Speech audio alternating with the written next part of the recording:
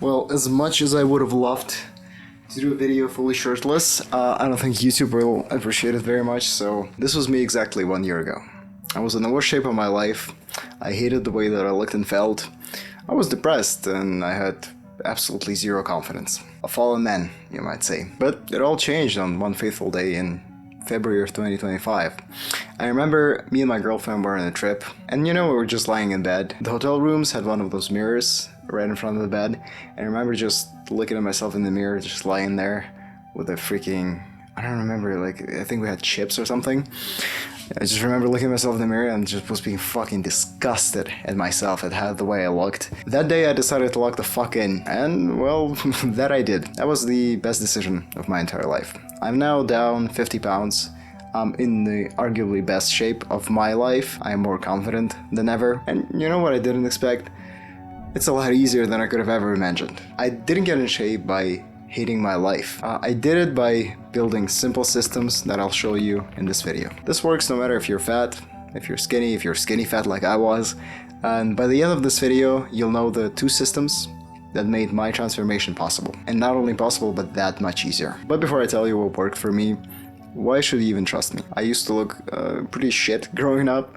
I used to get bullied a lot for my looks, and I basically had no self-esteem. At 17 years old, I signed up for the gym, and I did whatever any other 17-year-old with no fucking plan does. In the gym, I just threw shit at the wall until something stuck. 2 years later, nothing really stuck. I was convinced by all the fallen fucking skinny idiots that counting calories is somehow a mental disorder. And because of that, I just basically had no system at all. I went to the gym whenever I felt like it, ate whatever the fuck I wanted, just kind of trying to eat clean, without any real foundation behind anything. That day I decided to lock in, really lock in. So I started tracking all my food, I put myself in a calorie deficit, I started going to the gym consistently and tracking all my workouts and progressively overloading, and now I'm here. I know I might not be in the best shape you've ever seen on YouTube, but this is progress that I have made that I never thought was possible before. You've probably heard the phrase, it's simple, but it's not easy. Well, I believe that it's both simple and easy to get in shape, but to ascend yourself, I think you wholeheartedly have to believe it to be true. Not because it takes no effort. It does take real effort, but it's a lot easier than you might ever expect. And you might not even know that you're capable of this, that it's possible for you. So basically all of your success, I believe, is built on one core principle, just one. And that is building systems and habits for yourself. Systems is what drives progress. It's not motivation. Motivation is great in the beginning, but it's temporary. But systems are different. You can be motivated all you want. But if you don't have systems to fall back onto, then after a week when your motivation inevitably disappears, you're just gonna fail. So what actually is a system? Well, I think a system is just a set of routines and habits and feedback loops that you do consistently. Building routines and habits is what actually creates a system. And your routines are non-negotiables. For example, going to the gym on certain days of the week, or having a split that you follow, or having a protein or calorie goal that you follow religiously. Building routines like that ultimately builds habits in my experience. And habits just make your plans trivial to follow. But what are the systems that I have built for myself to undergo this transformation? Well, it's just 2 things, actually. It's pretty easy. Literally only 2 systems you need to build to ensure your ascension. The exact details will depend on your exact situation, but the idea is still there. And it goes as follows. First, nutrition tracking. This is the first and arguably most important system that you need to build for yourself if you want to see any sort of progress in changing your body and changing the way you look. This is the one that most people actually avoid, and that's probably the biggest mistake that you can make. You need to learn to track your food. Nutrition tracking is a non-negotiable. And it's such a powerful tool because it gives you so much information that you otherwise just wouldn't have. So on any given day, you can know for certain what your calories and macros are and if you're hitting your goal. So basically, if you're in a deficit or a surplus, you are just not guessing anymore. You have the data to back up your actions, and that is what I think the most important thing here is. And it's both important if you're skinny or fat. Even if you're skinny, you still need to track your food. I do not know. You're looking at, oh yeah, but I don't want to. I can just eat whatever the fuck I want. And I'll explain to you why you can't actually, and you shouldn't, because then you're just gonna get fat and not build any fucking muscle. What's the point? This is actually why I think fasting is so fucking stupid, dude. Like, for getting in shape specifically, because I think there are some like mental benefits to fasting. But for getting in shape, like, why would you starve yourself when by just collecting data you can make like such a better plan for yourself where you can actually like eat the foods you enjoy, still eat the foods you enjoy, and still like eat maybe the amount of times you enjoy while actually losing fat? Because you just know for certain how much of something you ate. Literally, you don't have to sacrifice that much. Trust me. In this video, I'm not exactly going to go over how to track your food because I think there's enough information on the internet already, and it's just such an extensive topic. I'll make a video on that later, but just not for now. Honestly, like, comment if you want to see a full guide to nutrition from me, because I feel like I have some positions that other people might not agree with. Just, might be interesting to get a different perspective from a different person. But to explain the basics, right? First step, you go online, you look for TDEE calculator, you input your weight, your height, your activity level, and it gives out your estimated maintenance calories. Now, there's two ways you can go about it now. If you're skinny fat or fat like I was, basically you subtract your deficit from your maintenance. Let's say 300 calories. For me, it was around 300 calories for most of the time. And there's like a big discussion on whether you should cut aggressively or slowly.